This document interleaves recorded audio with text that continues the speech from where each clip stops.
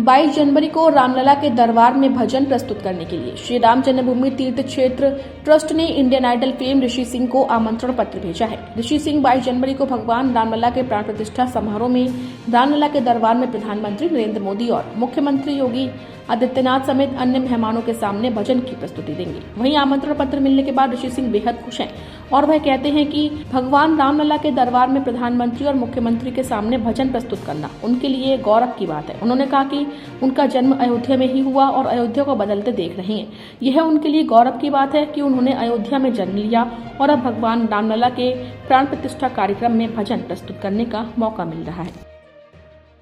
22 जनवरी के कार्यक्रम के लिए बहुत ही ज़्यादा उत्सुक हैं हम, क्योंकि वहाँ पे भव्य आयोजन होने वाला है हमारे राम मंदिर का, और उसके लिए तो पूरा भारत ही उत्सुक है। और हम अयोध्यावासी हैं तो हम तो ज़्यादा ही दिल से जुड़े हैं, इसलिए हमारा मौजूद रहना भी बहुत ज़्यादा ज़रूरी भी है। और एक कहते नहीं है कि हमारा एक परिवार से परिवार तक का जो जोड़ रहता है वो हम यहाँ पे मौजूद रह के करेंगे तो ज़्यादा अच्छा है। ट्रस्ट की तरफ से निमंत्रण भी आया है कि अगर आपका एक प्रभु श्री राम का एक गाना हो जाता तो बहुत ही अच्छा रहता, क्योंकि आप भी अयोध्या के और अपने इंडियन आइडल में अयोध्या का नाम रोशन किया, तो इसके लिए मुझे बहुत खुशी भी होती है कि लोग ऐसा बोलते हैं।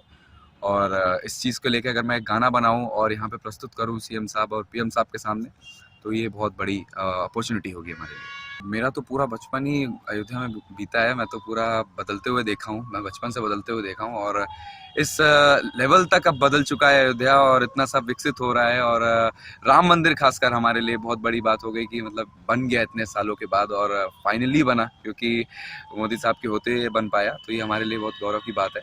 और इस एक कहते नहीं कि ऐसे दौर पे हम जीवित हैं और ये सब चीज़ें देख रहे हैं और हम अपने टाइम में ये सब चीज़ें देख रहे हैं और देख पा रहे हैं, तो हमारे लिए बहुत गौरव की बात है।